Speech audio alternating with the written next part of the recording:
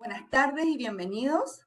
Educación Ejecutiva de la Universidad de Chile les agradece su asistencia y les da la bienvenida a la charla Caso Mercado Libre, el uso estratégico de los datos para la transformación digital.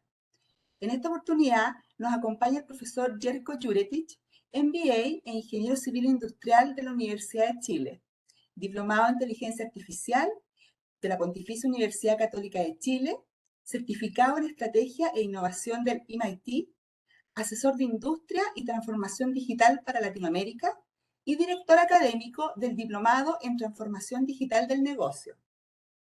También nos acompaña Rodrigo Abt, ingeniero civil industrial de la Universidad de Chile, ex docente de cátedra de estadística de la misma casa de estudio y ex docente de carrera de la Data Science en Academia Desafío Latam. En su trayectoria profesional se ha desempeñado en distintos rubros y empresas, desarrollando soluciones tecnológicas y estratégicas de uso de datos tanto para el sector público como el privado, liderando equipos y desarrollando soluciones en variados temas vinculados a la analítica avanzada, a la data management, data warehousing y data science. Actualmente se desempeña como experto en analítica y data en Mercado Libre. Estos encuentros virtuales que realizamos en la unidad de U Ejecutivos son oportunidades de conversación y retroalimentación que tendrán directamente con el expositor. La charla de hoy se enmarca en el Diplomado en Transformación Digital del Negocio, programa que inicia sus clases el próximo 21 de marzo de este 2023 en modalidad online. Al final de la exposición, para quienes se encuentren conectados, se realizará el sorteo de una beca del 50% de descuento en el arancel para el Diplomado en Transformación Digital del Negocio. Al finalizar el encuentro, tendremos unos minutos de preguntas y respuestas que les solicitamos las puedan realizar a través del chat. El encuentro está siendo grabado y se les enviará a sus correos en los próximos días. Muchas gracias y que disfruten esta interesante conversación. Jerko. Gracias, muchas gracias Romy por la presentación. Bueno, bienvenidos todos y todas a esta charla que estamos dictando por parte de la Universidad de Chile. El caso que nos convocó el día es discutir y conversar un poco sobre el caso de Mercado Libre y cómo es el uso estratégico de los datos para la transformación digital. ¿Ya?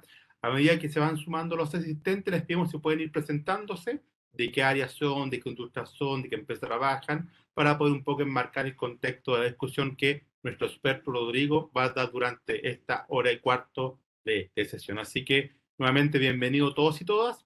Vamos a dar paso a que Rodrigo nos pueda contar un poco su experiencia en Mercado Libre, una empresa que ha sido disruptiva, líder en tema de comercio digital, en tema de presencia de marketing, en tema logístico, y todo esto, sin duda, son elementos que los datos impulsan mucho ese elemento de la transformación digital dentro de la empresa. Así que, reitero, por favor, los que están asistiendo pueden poner sus nombre, presentación brevemente, qué industrias son, para poder un poco setear la conversación y después dar una discusión, una vez que Rodrigo termine de exponer, un conversatorio que permita aprender un poco la experiencia para sus proyectos personales o particulares.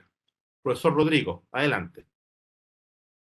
Muchísimas gracias, Jerko. Primero que todo, un gran honor, una gran alegría estar presente en este conversatorio con todos ustedes. Agradezco la invitación de la Universidad, de la Facultad de Economía y del programa de poder conversar de este caso que justamente mencionaba Jerko, que es lo de Mercado Libre, donde yo tengo el privilegio y la fortuna de estar trabajando.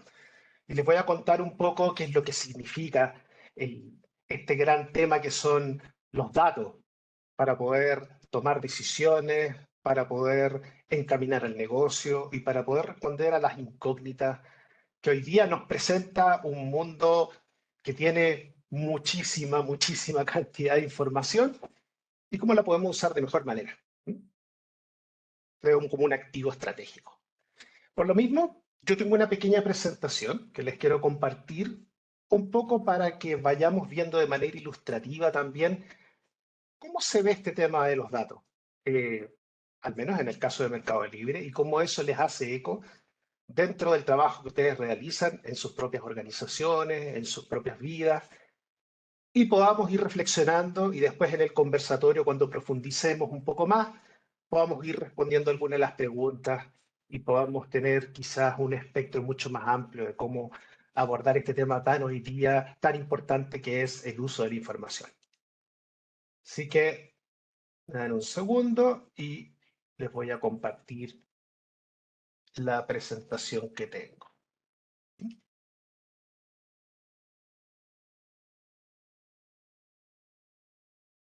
Mientras Rodrigo carga la presentación, solo contamos que se ha presentado Daniel Droguet como ingeniero en ejecución informática, buscando nuevos horizontes en la industria de la analítica y de la transformación digital. También invito al resto de los participantes que puedan ir sumando un poco en la conversación, qué expectativa tienen, de qué área vienen, de qué industria quieren participar, y obviamente para que podamos dar un insumo para Rodrigo en su presentación. ¿Ya? Lo mismo, como le mencionamos, al final de esta exposición se va a sortear una beca que va a ser a los que puedan asistir durante toda la exposición. Rodrigo, adelante. Muchísimas gracias, Yanko. Entonces, antes de contar un poco cómo usamos los datos en Mercado Libre, me gustaría hacer un muy breve resumen de qué es Mercado Libre, qué es lo que nos impulsa, qué es lo que nos inspira a nosotros como organización estar donde estamos hoy día. Y una de las cosas que nos mueve desde el momento en que se creó esta organización en el año 99, cuando era una startup, han pasado más de 20 años, digamos, desde su fundación, a lo que nosotros, lo que más nos importa es poder transformar la vida de las personas en América Latina. Y eso es lo que nos impulsa, democratizar el comercio y los servicios financieros para transformar la vida de las familias dentro de América Latina en los 18 países donde hoy día operamos. Y para hacer una idea del impacto que eso es sumamente importante, el ecosistema emprendedor en Latinoamérica es fundamental para el desarrollo económico. Y hoy día Mercado Libre representa una de las principales fuentes de ingresos de más de 900.000 familias en la región y que facilita incluso el comercio para más de 500.000 pequeñas y medianas empresas en toda la región. Eso es un poco lo que a nosotros nos mueve, nos impulsa. Queremos una empresa que trascienda y que ayude a bajar las barreras de lo que significa hoy día emprender. Emprender en el comercio y, por supuesto, utilizar todos los servicios de dinero de la manera más fácil posible. A propósito, y para hacer un saludo de este día bien especial, del 8 de marzo, dato anecdótico que lo encontré justo un poco antes de esta presentación. Como dato, nosotros en el 2021 hicimos un estudio a través de Euromonitor International. Y el 2021, fíjense que Chile es el país que tiene más participación de las mujeres como líderes de las empresas familiares, 24,5%. Un dato bien interesante, ya que hoy día es el Día de la Mujer. Aprovecho de darles ese numerito y dar un gran saludo a todas las asistentes hoy día en su día.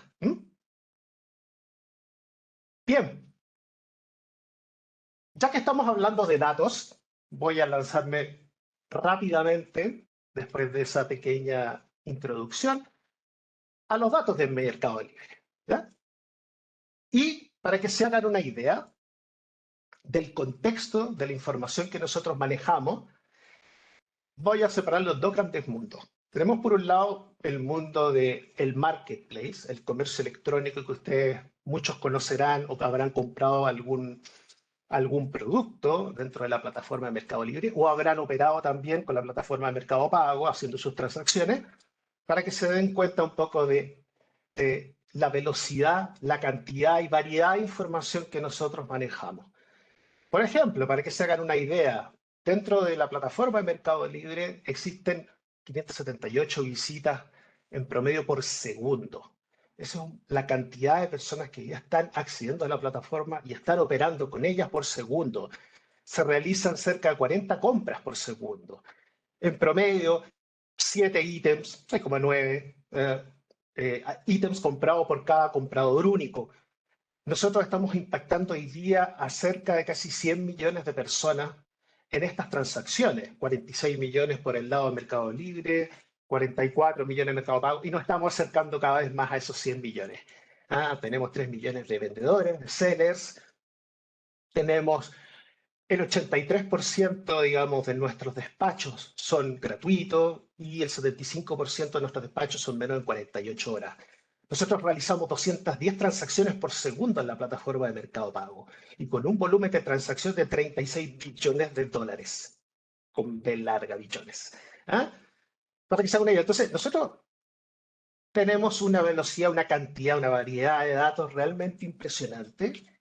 Y por lo mismo tenemos toda una tecnología detrás que nos acompaña para poder operar de esa manera y lograr los resultados y la experiencia, por sobre todo, que queremos lograr en el usuario final. Una de las cosas que también nos mueve mucho como equipo dentro de Mercado Libre es enfocarnos mucho en la experiencia final. Nos centramos muchísimo en lograr que cada persona que hoy día opera en cada una de nuestras plataformas, ya sea a nivel del desktop, del computador o a través del celular, esa sea la mejor experiencia posible. Reducir la fricción y, por supuesto, que se pueda acceder desde cualquier parte. Entonces, nosotros hablamos de un ecosistema, porque lo que buscamos es tener un conjunto de herramientas que interoperen entre sí y que faciliten la vida. Me parece que el propósito que nosotros buscamos es generar una transformación en la forma en que las personas pueden usar el comercio electrónico y los servicios financieros. Y eso tiene que ser ágil, dinámico, con una buena experiencia que tiene una buena adopción. Entonces, la experiencia es algo fundamental. Volviendo al tema de los datos, ya ven que son muchos y les voy a hacer de dónde salen estos datos, básicamente, como contexto. En Meli nosotros los que no saben, en realidad Mercado Libre tiene distintas líneas de negocio, distintos negocios. No es solamente Mercado Libre y Mercado Pago. Tenemos el marketplace que todo el mundo lo conoce, que es Mercado Libre. Tenemos la plataforma de pagos, que es Mercado Pago. Pero además tenemos otros servicios como Mercado Envíos, que se encarga toda la parte de logística. La parte de Mercado Créditos, que está conectado a los servicios financieros. Mercado Ads para la parte de publicidad. Y Mercado Shops, donde tú puedes poner tu propia tienda virtual. O sea, este mundo de negocios nos genera mucha información que se traduce en temas financieros, en temas de personas, de marketing, de cliente y de experiencia por sobre todo.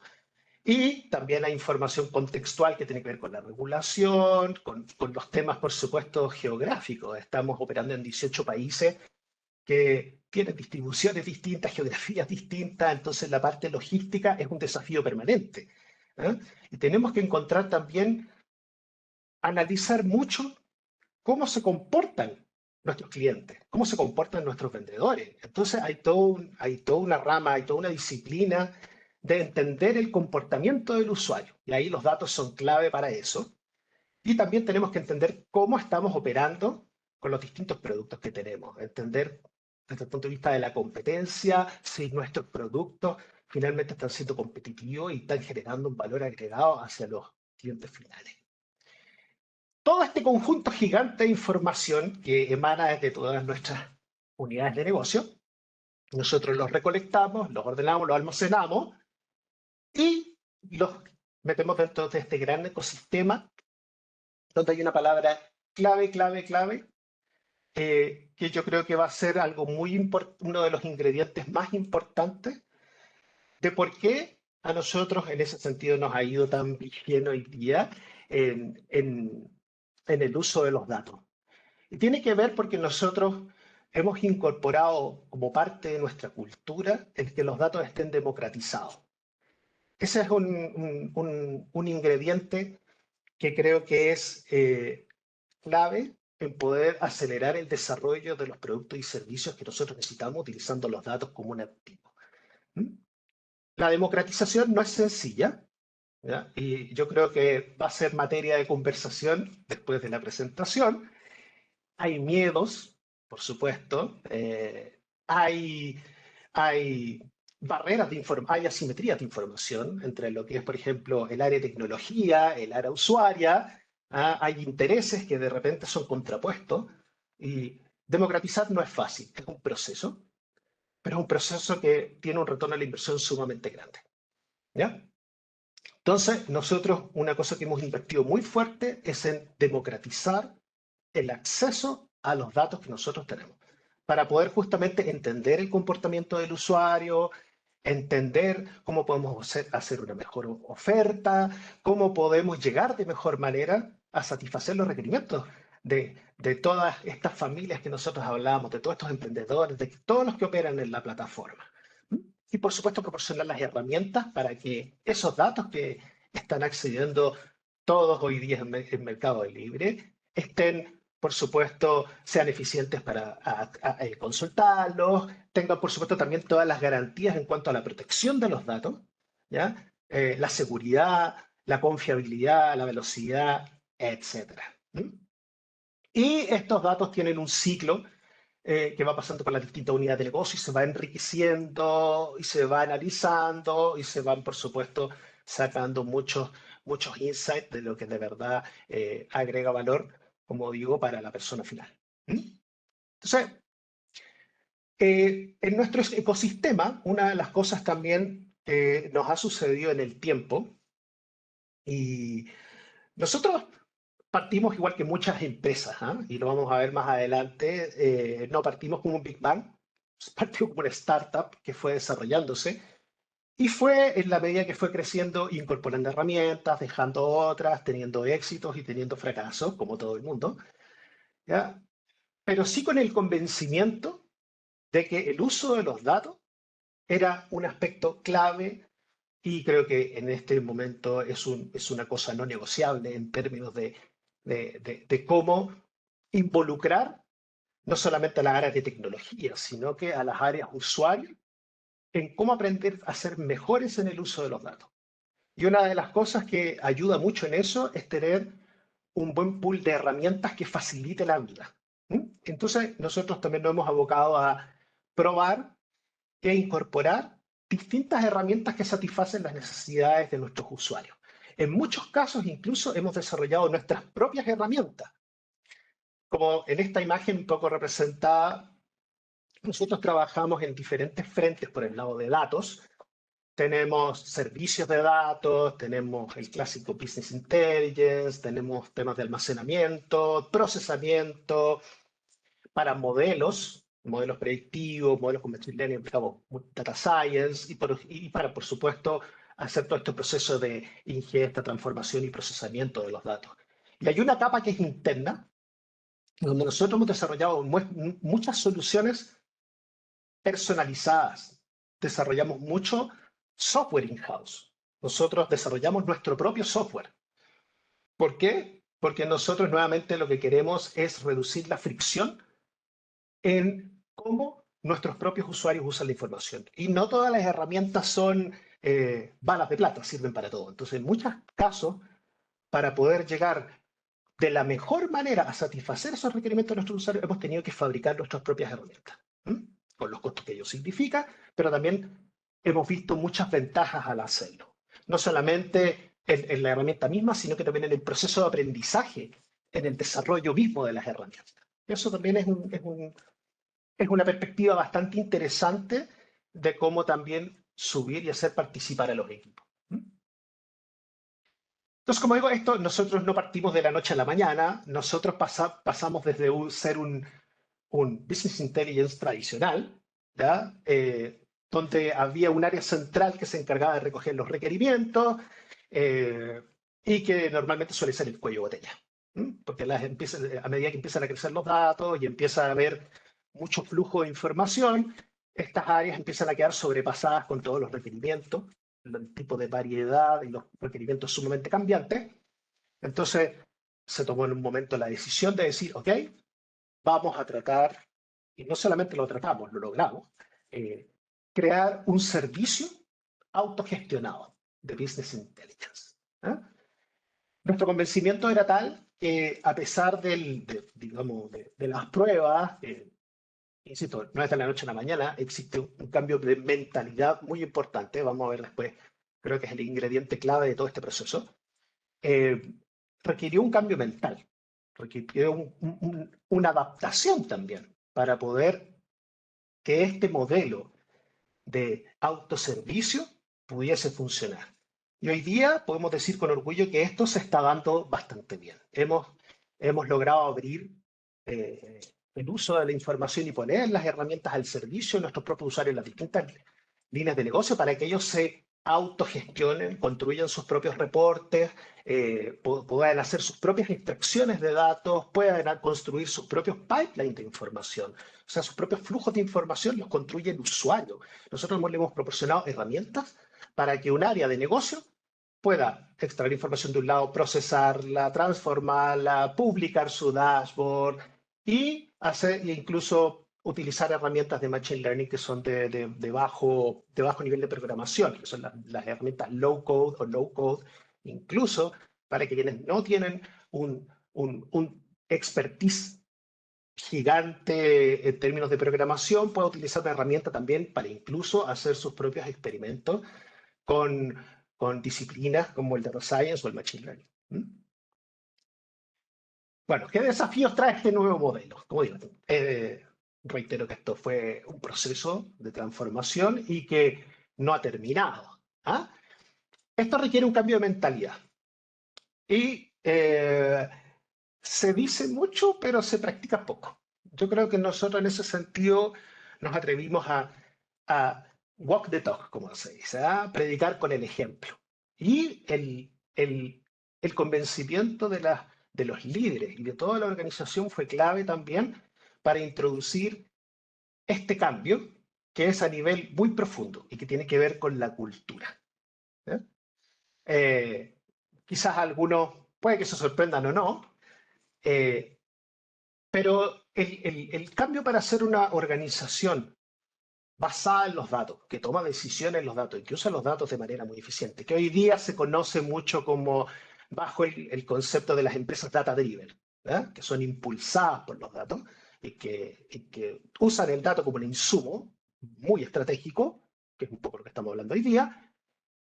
No es un problema tecnológico, no es un problema de datos, es un problema cultural. Hay estadísticas hoy día en el mundo que hablan y estudios que incluso corroboran que el principal freno de las empresas hoy día para ser una empresa data-driven es la cultura. Entonces, por lo mismo, traigo este elemento para mostrarles un poco cómo la cultura de Mercado Libre ha sido uno de los principales impulsores y mecanismos para desarrollar este cambio mental de lo que significa trabajar los datos como un activo estratégico. Entonces, nosotros operamos en base a 6 principios culturales, ¿ya? Que los fuimos trabajando. Y estos principios nuevamente no salieron de la noche a la mañana, fue un trabajo coordinado conjunto en que participó la gran mayoría de Meli. Y nos enfocamos en 6 grandes principios. Uno, que nosotros promovemos la competitividad, pero en equipo, para poder ganar. En el fondo buscamos incentivarnos mutuamente entre los equipos para poder sacar las mejores soluciones que requieren finalmente quienes hoy día participan de nuestros productos y servicios. Buscamos ejecutar con excelencia, o sea, lograr que nosotros podamos hacer las cosas que nos comprometimos a hacer y de la mejor manera posible. A mí hay uno en particular que me gusta mucho, que es el que habla de estar en beta continuo. Los productos nunca están terminados. Nunca hemos hecho toda la tarea y nos podemos sentar y decir, ok, no tengo nada más que hacer. En el desarrollo de software existen distintos estados de madurez o de completitud de un software. Entonces los software pasan por un estado alfa, por ejemplo, donde el software está muy en verde. Después llega a estar en beta, donde uno lo libera, lo empiezan a usar los usuarios y le pueden faltar cosas y hay que ir agregando cosas. Ese estadio para nosotros nunca termina. Nuestros productos siempre tienen opción de mejora. Nunca hemos terminado el trabajo. Siempre estamos buscando dónde podemos mejorar. Estamos siempre en lo que llamamos el beta continuo. Emprendemos tomando riesgo. No nos asusta el riesgo. Hemos aprendido a lidiar con él, a trabajarlo, a manejarlo. Y pensamos en grande, pensamos a futuro. No queremos ser cortoplacistas, queremos que Meli trascienda. Y por lo mismo, tomamos riesgo. Los tomamos con cuidado, por supuesto, pero no le hacemos el quite al riesgo. Ese es un tema bien importante porque culturalmente hablando, y aquí voy a decir una opinión un poco en mi experiencia personal, más allá de Mercado Libre, las empresas en general en Latinoamérica son un poco aversas al riesgo. Sobre todo cuando se trata del uso de tecnología, de estar un poco a la vanguardia, de probar cosas y equivocarse. Hay mucho temor en la equivocación. Entonces, se arman muchas sesiones de planificación y se trata de hacer cuadrar todo en cartas Gantt, en buckets de presupuestos y bueno, y tiene todo un proceso que finalmente está involucrado en la incertidumbre, querámoslo o no. Hoy día lo que necesitamos es poder avanzar de manera ágil, rápida, dinámica y poder equivocarse también. Reconocer que equivocarse es parte del proceso, es parte del aprendizaje, incorporarlo y ojalá probar rápido y equivocarse rápido, ¿no? Y para eso hay que tener una cierta predisposición al riesgo, ¿no? Que significa, ok, debo incorporarlo, debe ser parte de mi ADN, el tema de usar el riesgo, ¿no? Para poder innovar, para poder seguir desarrollando cosas. Creamos valor para el usuario, somos una empresa que no estamos pensando siempre en cómo podemos mejorar la calidad de vida de las personas que nosotros estamos atendiendo, a quienes ofrecemos nuestros productos y servicios. Y también pensamos en nosotros mismos. Tenemos que hacerlo, tenemos que pasarlo bien. Nos desafiamos, somos intensos, trabajamos duro con un propósito, pero también buscamos espacios donde toda esta interacción sea saludable, también lo pasemos bien. No es solamente la parte, digamos, de compartir con el resto de los equipos y poder generar sinergias y dar el máximo pasándolo bien, creo que es clave también para poder dar lo máximo. Entonces, esos son los 6 principios culturales que nos guían dentro de Meli. Y eso aplican para todos los colaboradores, desde el CEO hasta cualquier persona, digamos, que trabaja en Meli. Y ¿cómo logramos el cambio cultural? Eso yo creo que muchos están haciéndose la pregunta. Ok, bien, es fantástico que se hable de la cultura como un ingrediente principal o como la barrera para poder tener esta mentalidad más data-driven de poder usar los datos. Pero ¿cómo se hace eso? ¿Cómo logramos transformar a nuestras empresas para que adquiramos esa cultura? Entonces, eso pasa por ciertos habilitadores. En nuestro caso, por un lado tenemos todo un programa de aprendizaje. Nosotros, dentro de los desafíos de convertirse, por ejemplo, de una empresa donde el Business Intelligence era centralizado a una empresa donde hoy día está democratizado el acceso y es autogestionado el Business Intelligence, hay que aprender a hacerlo. Y tiene que haber un compromiso de poder educar. Viceversa, los que saben de tecnología, educar a los que no lo saben, y los que saben de negocio, educar a los que saben de tecnología. Entonces, hay todo un programa, por lo menos en lo que se ve del trabajo de datos, donde nosotros buscamos entrenar mucho a nuestra gente para poder usar el dato como un activo estratégico. Entonces, tenemos un repertorio de distintas instancias para poder generar este aprendizaje. Hay un concepto que se llama el data literacy o la alfabetización de los datos, de alguna manera, dicho de alguna manera. El data literacy tiene que ver con la capacidad de poder entender los datos, usarlos, argumentar con ellos y usarlos en el día a día. No solamente es saber leer una cifra, sino que también saber escribir cifras de la mejor manera, discutirlas y poder traerlas como evidencia para soportar la toma de decisiones. Eso no es tan sencillo. Probablemente hace años atrás, cuando la tecnología no es lo que es hoy día y la cantidad de información no es la que es hoy, a lo mejor nos bastaba con una planilla, Excel, para poder hacerla circular entre el equipo de negocio y tomar ciertas decisiones. Hoy día eso es imposible. No hay forma de poder condensar la información de una manera tan sencilla como en una planilla para que podamos eso hacerlo circular como era antaño. La combinatoria de variables, de fuentes de información, variedad, velocidad, hace sumamente necesario ir aprendiendo nuevas formas de manejar la información. Entonces, las técnicas que nos permiten visualizar los datos, Ahí entran en juego los dashboards, la reportería, ya no es lo que era hace 10 o 20 años atrás. Lo mismo que hoy día la generación de predicciones. Hoy día tenemos toda la rama de inteligencia artificial, machine learning, data science, todas las disciplinas que hoy día nos permiten obtener mejores insights de los datos. Nos sirve mucho para poder hacer frente a todos estos grandes tamaños de información.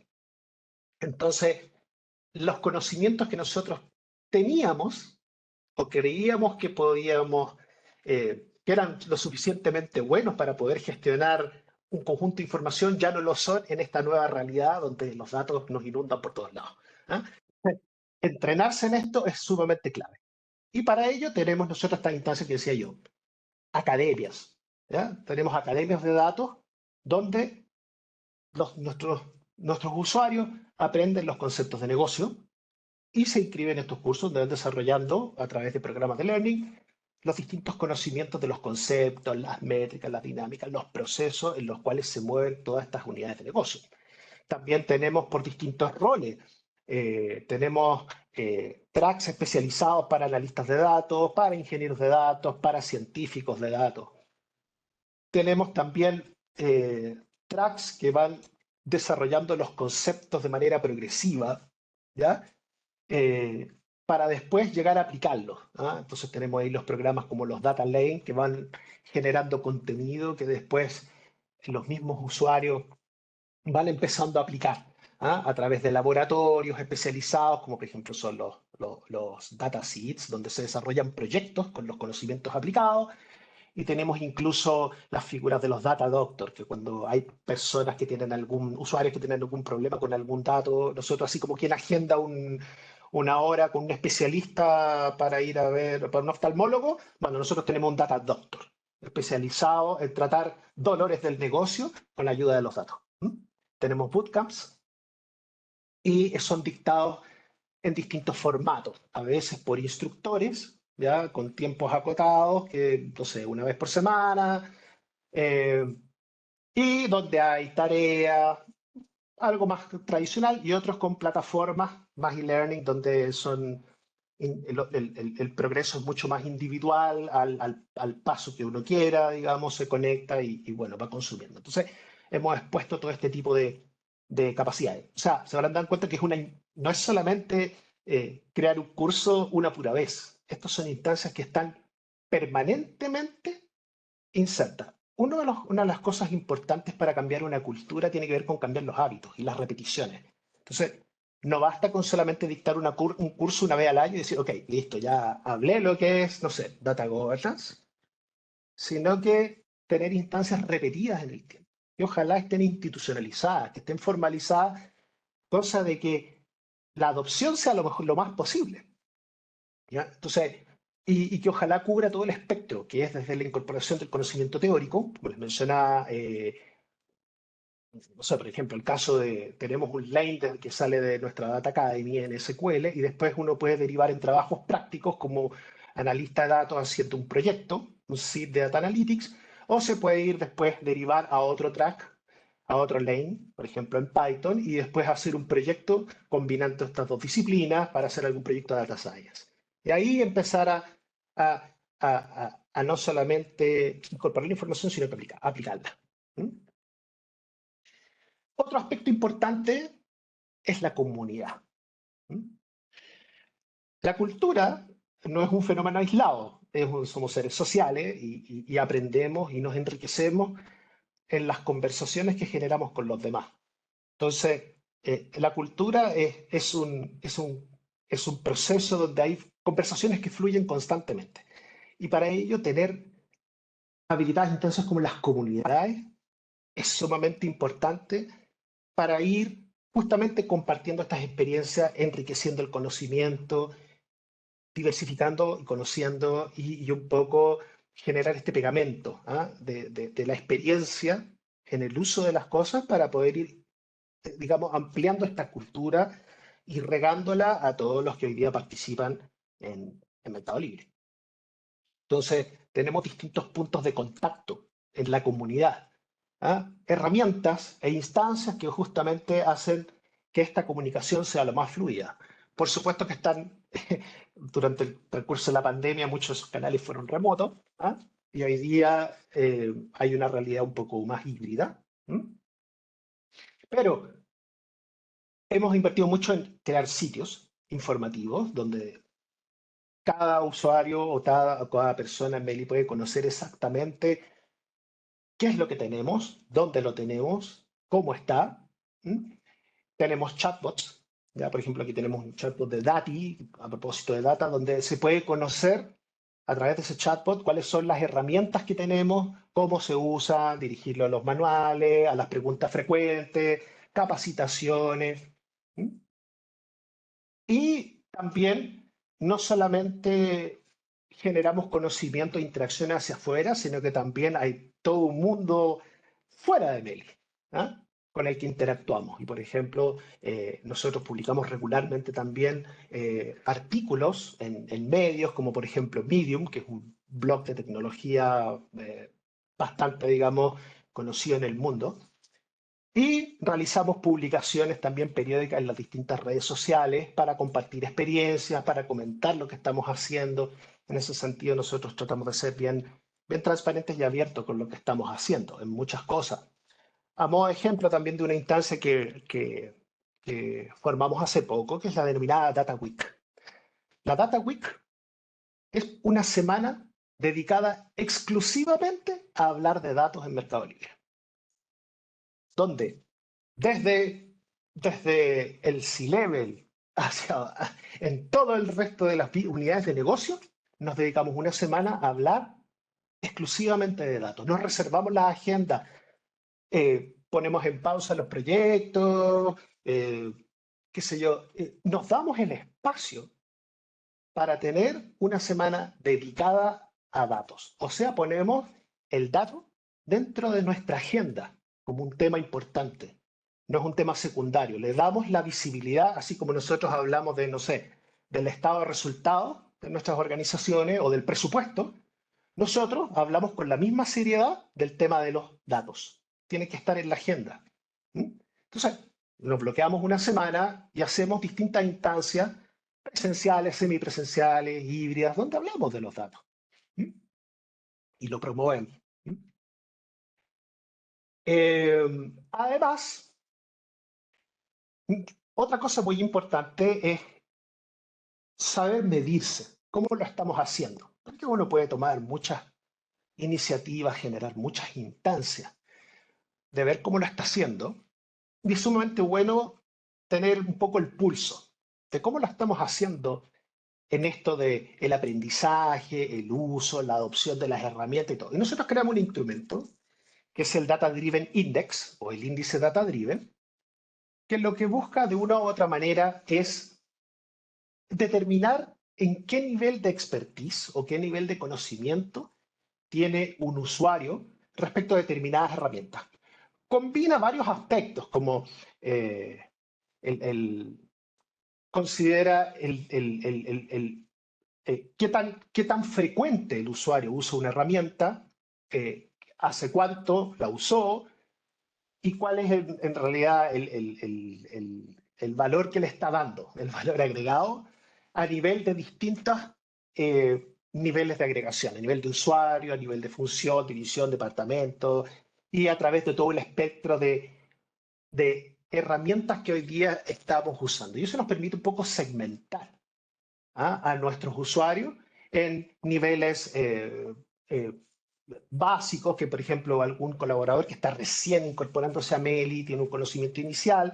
Entonces, nos permite ajustar también nuestras estrategias y nuestros programas para hacernos cargo de los distintos segmentos o las distintas audiencias que nosotros tengamos en cuanto a sus necesidades de poder mejorar en cuanto al uso de herramientas con datos o de capacitarse en ciertos temas.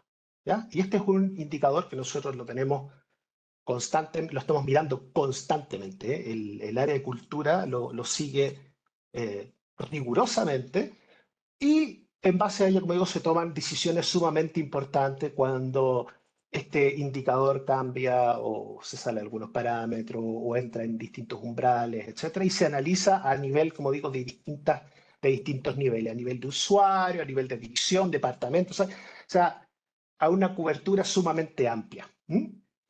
Y como digo, sirve para setear cuáles son el camino de aprendizaje, setear objetivos, ver oportunidades de mejora.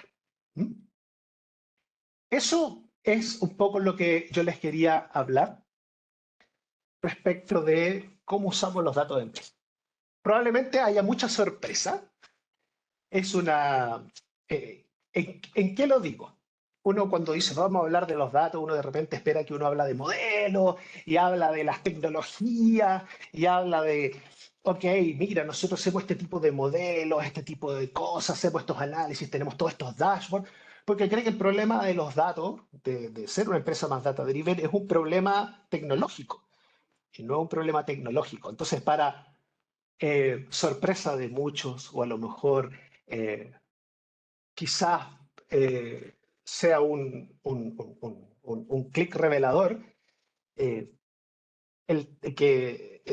quizás la expectativa que era ver muchas tablas, números y cosas, no es tal, porque justamente lo que potencia que hoy día nosotros estemos usando los datos de una manera tan eficiente y tan efectiva es el tema cultural. Entonces, ese es un poco el mensaje que yo quería transmitir, sin perjuicio que después en la conversación, por supuesto que podemos ahondar en algunos desafíos que tienen que ver con la tecnología, por supuesto, o algún tema de los datos. Así que eso era, digamos, como la breve presentación. Y ahora la idea es que podamos compartir, indicar un poco, así que yo te dejo ahí, Jerk, un poco la palabra si tú quieres quizás hacer algún comentario, alguna cosa. Muy bien. Primero agradezco, Rodrigo, la presentación clara y simple. Y si uno puede ver a través de los datos que muestra la estadística y un poco contando tu experiencia, el rol que tienen los datos dentro de Mercado Libre, ¿ya? Como un foco fundamental de desarrollo, como tú bien lo dijiste, como es presupuesto, como puede ser estado de resultado, el dato es parte de la dinámica y la forma de accionar dentro de la empresa. Por lo tanto, se ve no solo un desarrollo orientado al dato, sino también una estructura, herramientas, plataformas, formación, y al final, como tú dijiste, una cultura que impregna eso. Es lo que tú mencionaste que también llamamos nosotros en la literatura, las empresas data driven o data driven, forzada por datos, pero la pregunta que siempre hacen a uno cuando hacemos los diplomas y las clases es que, bueno, ¿cómo llego a hacer eso? No solo la herramienta, no solo el software, no solo el servidor, sino todo un conjunto de elementos que constituyen. Les pido a los asistentes que vayan haciendo preguntas para ir respondiendo con Rodrigo, dudas, consultas. Tengo acá una pregunta de Claudio Lizana, que es de Artel y Librería Nacional, y nos pregunta, dice, ¿cómo maximizar la gestión de datos de consumidores CRM en canales digitales? Bien. Repito, ¿cómo maximizar la gestión de datos de un grupo particular de consumidores del CRM en los canales digitales, en este caso el retail? Rodrigo, ¿alguna opinión de eso? Mira, te doy una opinión en particular de cómo abordaría el problema. Yo creo que primero hay que entender bien claro cuáles son las necesidades de estos consumidores en los canales digitales, entenderlos bien cómo son. Eso implica recopilar bastante información de comportamiento, o sea, si eres capaz de por lo menos realizar algún experimento o algo que te permita recopilar información de cuáles son las características particulares de esos consumidores en esos canales, yo creo que puedes eh, recabar información de cuáles son aquellas palancas que tú puedes accionar para justamente maximizar cómo usar los datos con ellos. ¿Ah? No solamente ver cómo los impactas más, sino que también los datos, los datos son útiles cuando los accionas frente a algo. Entonces es sumamente importante poder priorizar cuáles son los datos que voy a mover. Entonces, si tú quieres maximizar la gestión de datos, tiene que estar conectado a algún objetivo de negocio. Entonces, no es la gestión de datos no tiene mucho sentido si no está conectado a un objetivo de negocio claro sobre el cual voy a hacer la gestión de los datos. No sé si lo expliqué con claridad, pero antes de preguntarte qué herramienta utilizo para gestionar los datos, o cómo los ordeno, o cómo los nombro, todo ese tipo de cosas que pueden ser más técnicas, hay una pregunta fundamental primaria, que es decir, ¿para qué? ¿Para quién voy a hacer esa gestión de los datos? ¿Quién va a salir beneficiado con eso? ¿Cuál es el objetivo? ¿Cuál es el retorno que voy a obtener de eso? Y sobre eso, ver cuáles van a ser las palancas de gestión que te van a permitir priorizar dónde accionar. ¿No? Yo creo que, en mi opinión, ese es es un componente fundamental antes de meterse sobre todo en la parte técnica. No sé si ahí, Yerko, quieres complementar algo, cómo lo ves tú? No, me parece bien porque efectivamente el dato, la obtención, la transformación, la herramienta busca un objetivo estratégico, un objetivo que quiero lograr. Datos hay mucho. Tengo muchos sistemas, herramientas, uno puede comprar datos, existe mucha información. Si la discusión no es qué datos tengo, sino es qué quiero hacer y qué datos me nutren lo que yo quiero hacer, digamos. Y busco los datos, si no los tengo, busco forma de generarlos, y si los tengo en buena hora, los voy tratando de gestionar y poder accionarlos, digamos. ¿Ya? Eso como lo importante. Tenemos más preguntas, Rodrigo. Vamos, una pregunta de Daniel Droguet, que dice, ¿qué metodología o framework se sugiere para empezar a hablar de datos dentro de una compañía con moderada madurez tecnológica? Una compañía con moderada madurez tecnológica, y Daniel nos pregunta qué metodología framework puede ser para introducir el tema de los datos o trabajar con los datos en un contexto, me imagino, donde poco extrapolando la pregunta que hace Daniel, que efectivamente no es algo que es llegar y comentarlo y lo van a tomar, sino hay que dar una propuesta metodológica. Sí, yo me vuelvo a anclar un poco en la respuesta anterior. Las metodologías, los frameworks finalmente son herramientas que uno tiene que tratar de adaptar a las realidades particulares de cada uno de los negocios. Eh, por lo general, la aplicación de framework o metodologías por libro eh, no suele funcionar si no se adaptan a cierta realidad. ¿Mm? Y en particular, yo creo que es clave nuevamente posicionar cuáles son los desafíos en términos estratégicos y en términos de negocio que uno quiere ver potenciados a través de los datos antes de decidir cuáles son los frameworks que yo voy a utilizar. Porque hay mucho. O sea, por ejemplo, a ver, te voy a poner un ejemplo. Si hablamos de framework como el DAMA, el framework que es muy popular para el tema de data management, ¿ya? Donde hay temas de data governance. Es un framework bastante maduro, bastante amplio. Pero, por ejemplo, en las implementaciones que hay de este marco de referencia llamado DAMA, que a todo esto no es una metodología en sí mismo, sino que también tiene distintas formas de aplicación, hay muchos artefactos, hay muchos levantamientos, hay un trabajo muy fuerte que hay que hacer detrás.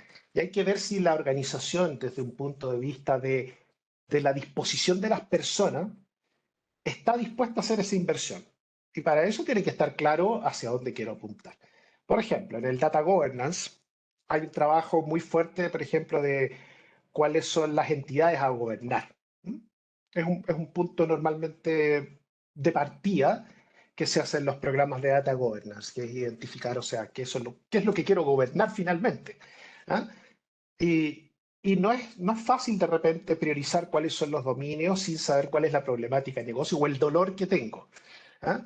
Entonces, por ejemplo, la definición de un cliente. ¿Qué es un cliente? El cliente suele ser un dominio o una entidad, digamos, dentro de un framework de gobierno de datos que, que requiere justamente esta predisposición del negocio para poder ponerse de acuerdo en lo que es la definición de negocio de un cliente antes de operacionalizarla en datos, sistemas, antes de decir, ok, me compro una base de datos, no sé, o me voy a la nube y trabajo con BigQuery. ¿Ah? ¿Qué es un cliente? Partimos por algo muy básico. ¿Ah? ¿Cómo se define un cliente? ¿Ya? Y sobre esas definiciones, bueno, empezamos a ver si de verdad nos calza utilizar una u otra tecnología. O por otro lado, como tú dices, tiene un nivel de madurez mediana de tecnología. Yo trataré de asumir que eso significa que tienen alguna inversión más o menos importante en temas tecnológicos y a lo mejor están haciendo sus primeros intentos, por ejemplo, de poner las cosas en la nube. A lo mejor no has tenido 100% en la nube. Entonces, te preguntarás quizá, ok, ¿debo migrarme 100% a la nube? ¿Debo tomar una metodología o un framework tipo Agile dentro de la organización para desarrollar cosas? Mira, la verdad, yo por ejemplo en Mercado Libre te digo, nosotros no trabajamos by the book, o sea, con lo que es Agile 100%, ¿no? Porque tenemos tantas realidades, tantos equipos que nosotros nos hemos ido ajustando y ajustamos estos frameworks y estas dinámicas de acuerdo a los problemas que tenemos, básicamente. ¿Cuáles son las necesidades de nuestros clientes? Y buscamos cómo adaptar. Eso no quita que nosotros aprendamos, por supuesto, de las distintas metodologías y los frameworks que hay dando vuelta y saquemos los mejores ingredientes, pero siempre que nos sirva para responder a las preguntas y los dolores que tenemos. No que el framework en sí mismo nos va a cambiar la forma de ser. Es como cómo queremos ser y vemos cuáles son las herramientas que se adaptan a nuestra realidad. No sé si ahí, Yerko, tú quieres Sí, quiero complementar un adicionar poco algo. lo que tú dices, concordando lo que tú dices, Rodrigo. Yo creo que, un poco viendo la pregunta de Daniel, efectivamente, moderada es que una empresa que tiene tecnología, quizás no de punta, pero tiene tecnología, software, tiene datos en general. Y uno parte con lo básico, o sea, primero ver cuáles son los datos que tengo, cómo lo ordeno, hago lo que se llama el famoso Data Lake. De hecho, en tu presentación estaba el Meli Lake, que me imagino que es la misma modalidad de cómo yo tengo un gran repositorio de datos de todos lados de la empresa, de los clientes, facturación, si tengo página web, tráfico de página web, compras, proveedores, lo que sea. Y empezar a dar el mapa de los datos que tengo. Un poco a empezar a construir el mapa para ver en qué territorio estoy y cómo puedo avanzar en eso. Eso no podría ser. Pero aquí también volvemos con el mismo punto que tú dijiste, Rodrigo, la cultura, lo que se llama el mindset digital. ¿Cuál es mi enfoque?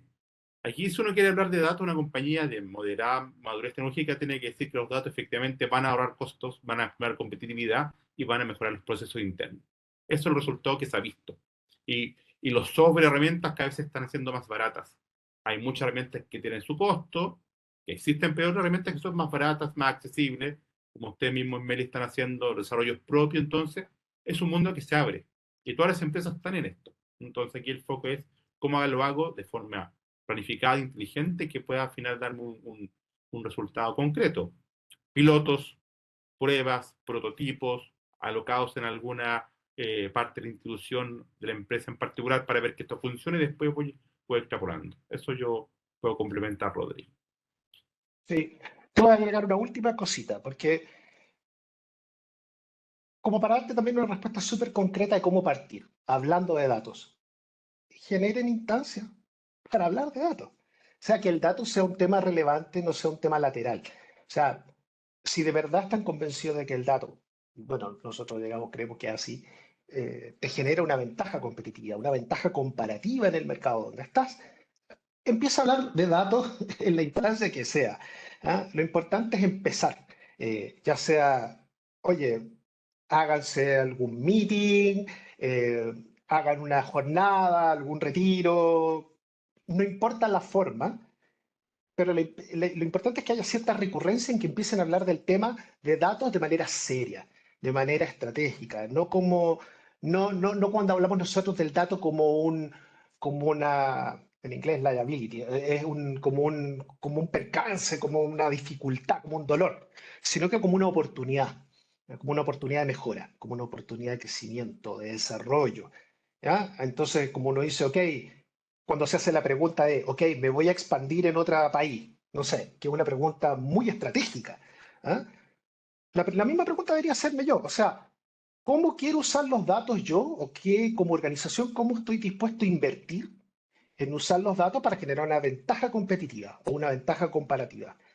Y así como se pueden generar reuniones, meetings, retiros o conversaciones en alto nivel de los líderes o de toda la organización para afrontar el desafío de expandirse un país. Se hacen estudios, prototipos, análisis, se baja documentación. Hay miles de formas de pre-responder esa pregunta o hacer un análisis estratégico. Ahí Jerko puede dar muchas recetas al respecto. El mismo tema respecto de los datos. O sea, generar la instancia de conversación. Yo creo que por ahí se parte. Es clave generar la instancia. Da lo mismo el nombre, framework, metodología, pero empezar a conversar de manera seria, ponerlo en la agenda, como decía en algún momento, de manera formal, de manera decidida, no de conversación de pasillo, a eso voy yo. Perfecto, gracias, Rodrigo. Tenemos otra pregunta también abordando los temas culturales de Eduardo Torres. Ya dice, ¿cómo abordar el cambio cultural para una transformación de este tipo en una empresa tradicional donde no existe una cultura basada en gestión de datos para la toma de decisiones? O sea, otro contexto, una empresa tradicional donde quieren innovar poco, me imagino buscar la producción máxima, ahorrar costos, y de repente uno quiere empezar a enfrentar este cambio cultural, ¿cómo lo haríamos? Esa es la pregunta que hace Eduardo Torres. Eduardo, es una tarea difícil, no es sencillo. Es un cambio transformacional. Cualquier cambio cultural es transformacional, en esencia. Entonces, uno de los ingredientes, creo yo, que es clave para abordar el proceso es conseguir un buen sponsor o una buena figura de liderazgo que ojalá, o sea, en el mundo ideal debiese ser ojalá ser el CEO de la compañía el que predique con el ejemplo. En algún momento mencionábamos el walk the talk, predicar con el ejemplo. La figura de los líderes son claves en establecer esa conversación o esa decisión, porque quienes fijan finalmente las prioridades estratégicas dentro de la organización son los líderes. Entonces, ellos son también los que representan el camino hacia el cual debe avanzar la organización y sientan el ejemplo y tienen la figura de credibilidad y un poco el conocimiento, la expertise y la capacidad de gestión para materializar eso. Entonces, yo te diría que el ingrediente clave, si quieres partir en este proceso de transformación, es primero, busca un involucramiento y fuerte compromiso del C-Level, o al menos una figura de liderazgo que te pueda acompañar en ese proceso y que te sirva para destrabar esas conversaciones, sobre todo que son para ver cómo priorizar los temas de transformación cultural en torno al dato dentro de la agenda de los proyectos más importantes de la organización. Gracias, Rodrigo. Yo tengo una contrarrecíproca a tu argumentación, también para Eduardo, que el caso, ¿qué pasa si tú eres un equipo, tienes un equipo profesional y un profesional y no pasa eso? No tienes el gerente comprometido, no está el mentor, no está el coach, no está el advisor. Simplemente en ese caso no tiene que tomar toda su experiencia, toda su capacidad e ir a otra empresa que pueda desarrollar esto. Porque efectivamente a veces pelear contra una muralla, la verdad no tiene mucho sentido. Y hay buenos profesionales que están en empresas tradicionales o empresas poco innovadoras que pierden mucho tiempo, mucha energía y generan mucha frustración. Entonces, sí, el plan que planteó Rodrigo de buscar alianzas internas para poder desarrollar ese plan no funciona, siempre está el lado B, que decir, mira, aquí esta empresa tiene su techo, tiene su límite, yo con estas capacidades quizás busco otra empresa que calce un poco lo que está buscando. Un poco decir, ahí Eduardo nos dará gracias por la respuesta. 100% con lo que dice Yerko. Y le agrego una última pinceladita más. Eh, Muchas veces las barreras eh, de los líderes tienen que ver con el nivel de inversión, tiempo, incertidumbre, y se fijan mucho más en los costos de la transformación más que en los beneficios. Entonces, es súper bueno visibilizar también a nivel de costo el costo de inacción. ¿Qué pasa si no hago nada? ¿Qué pasa si me quedo donde estoy? Y visibilizar esos costos. También puede ayudarte a lo mejor a revelar la conciencia de ese equipo, de ese líder, o generar esas alianzas internas, tal como dice Yerko. Bueno, todo tiene sus límites. Si al final hay una barrera, hay un muro, bueno, es mejor soldado que arranca sirve para otra guerra, dice el dicho. Bueno, hay que poner tu ímpetu y tus ganas en un lugar donde efectivamente tengas una comunidad que te pueda apoyar en eso. Perfecto, Rodrigo. Ahí Eduardo nos da las gracias y dice cuantificar la pérdida de no hacer los cambios. Efectivamente. Justamente, eso mismo. Estamos llegando un poco al tiempo. Yo tengo una última pregunta, Rodrigo, de mi reflexión de tu exposición. hablaste de que dentro de Mercado Libre tenían una serie de herramientas que fueron creando y tienes toda una academia de datos para la gente de interna, lo cual me parece muy, muy bueno, digamos, una formación dirigida desde el área de la cultura de ustedes. ¿Cómo tú valoras la capacitación fuera, llegar con un diplomado, llegar con un máster, o la autoformación, quizá no tenga algún diploma formal, pero sí tengo formación en la práctica, versus llegar y formarme dentro de una empresa data-driven como la de ustedes?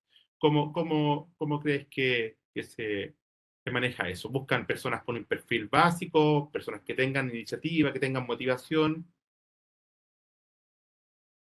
Yo diría que una de las grandes características o una de las grandes virtudes que tiene Meli es la inclusión, ¿ah? Y la diversidad. No nos seteamos, yo te diría a priori, sobre ciertos perfiles, sobre ciertos títulos o sobre ciertas cosas. De hecho, los títulos internos que tenemos nosotros muchas veces no se condicen con lo que realmente hacemos, eh, justamente porque estamos cambiando de proyectos, de iniciativas, de manera muy dinámica y muy constante de acuerdo a las necesidades y prioridades que nos surjan en el momento. Entonces, en ese sentido somos una organización bastante transversal, ¿ya? Y eh, dado que tenemos en esa variedad, en esa inclusión, en esa diversidad, está la riqueza también de las distintas perspectivas de quienes aportan a Meli. Entonces, tenemos un repertorio finalmente de muchos tipos de personas que aportan valor. Y una de las cosas más importantes que nosotros medimos, incluso mucho más allá que los conocimientos, es el fit cultural a Meli. Y de hecho, hay personas que pueden que no queden por fit cultural. ¿Ah? Y pueden ser genios y puede ser el último, digamos, haber hecho el último máster o doctorado en temas de datos, pero si no tiene el fit cultural, eh, para operar en la forma Meli va a ser un poco una barrera. La persona no lo va a hacer bien y por supuesto tampoco no va a generar el impacto que espera porque va a haber una fricción natural. Entonces, nosotros tenemos gente que parte incluso cambiando que viene de otras áreas de conocimiento totalmente distintas y que por algún momento se metió a temas de tecnología y dentro de Meli encuentra un camino de desarrollo sumamente concordante con lo que quiere ser o lo que quiere aportar. Y nosotros promovemos mucho eso, el autodesarrollo. Entonces, hay personas que han partido desde muy abajo o con muy pocos conocimientos y hoy día lideran grandes equipos. ¿Ah? Entonces, lo promovemos eso. Preferimos una persona que con su entusiasmo y con el aprendizaje que tiene vaya aportando dentro, que nosotros, digamos, hacer un proceso mucho más no sé si científico estructurado es la palabra, pero eh, demasiado específico como para traer ciertos perfiles. No sé si eso te responde un poco a la pregunta. Nosotros valoramos mucho la inclusión y la diversidad. Entonces, tratamos de aportar desde todas las veredas donde podamos, a quienes puedan, desde sus perspectivas, aportar y enriquecer el mundo de lo que hoy día tenemos en Meli. Perfecto, no, perfecto, claro, claro. Tengo la última pregunta de Francisco Cerda que dice, ¿cuáles fueron las trabas más grandes que tuve que sortear para lograr cambiar la cultura organizacional para que se atrevieran a tomar riesgos? ¿Cuál fue las trabas? Me imagino que son varias. Uf, O siempre partieron como startups, siempre fueron tomando riesgos. mira, en mi impresión personal, eh, yo creo que primero había un gran convencimiento del equipo inicial que partió de trascender más allá, con una visión muy clara y muy potente de lo que quería lograr como impacto dentro de la sociedad, que era la transformación de la vida de miles de personas dentro de Latinoamérica a través de democratizar algunas cosas como el comercio electrónico y los servicios financieros. O sea, el sueño siempre estuvo pensado, siempre se pensó en grande. ¿Ah? No se formaron una idea chiquitita de nicho. ¿Ah? Siempre pensaron en cubrir un amplio espectro. ¿Ah? Siempre se pensó en Latinoamérica. ¿Mm? Y, y yo creo que eso ayudó mucho a que cualquiera que fueran las trabas que fuera enfrentando la organización, ¿no?, las pudieran ir sorteando en pos de cumplir con eso. Y por supuesto que hubo muchas trabas. Ya contábamos el caso de cuando éramos VI tradicional y después pasamos VI autoservicio. No es un tema fácil, todavía sigue en desarrollo, ¿eh? Nosotros no somos los mismos los mismos que partieron. De hecho, tenemos mucha gente que es muy nueva, entonces también se meten en algo que no conocían o que tienen que aprender de las cosas que se hicieron antes, una dinámica de trabajo distinta, y eso también genera ciertos roces naturales. Siempre hay trabas, somos mucha gente, o sea, nosotros somos 39.000 empleados, imagínate 39.000 colaboradores, y esos son grandes números que se manejan en distintos equipos, y hay fricciones como en todas las empresas, no siempre estamos saltando de la risa, pero buscamos que el fin último, que es poder justamente darle esa oportunidad o darle esa experiencia de transformación a esa persona que está al final, que usa nuestros productos y servicios, es lo que nos mueva. Y es parte, como digo, de nuestro fit, de nuestro ADN. Entonces, nosotros nos motiva mucho. Buscamos gente que, que esté dispuesta a ir en pos de ese sueño también. Que le haga sentido esa visión, que le haga sentido esa dirección y que tenga también ese ánimo de enfrentar esos desafíos. Por eso también nosotros emprendemos tomando riesgo, no es solamente una declaración de un principio cultural por sí. Lo vivimos, lo practicamos y, como decía, nosotros no somos aversos al riesgo per se. Si el día de mañana, por poner un ejemplo, hemos desarrollado una herramienta y vemos que nos sirve, la cambiamos. Nosotros no tenemos el problema del costo hundido. Hay muchas empresas que de repente, por no querer avanzar una herramienta, se quedan con un poco un sesgo cognitivo que es el costo hundido, en el fondo. Como ya gasté tiempo, ya gasté 3 años en implementar una herramienta, entonces no quiero, o sea, no sé si se entiende. Ya gasté ese tiempo, pero igual lo meto dentro de la ecuación para poder decidir una nueva herramienta. Eso es un sesgo, porque el tiempo gastado ya lo perdí ya. Es un costo hundido.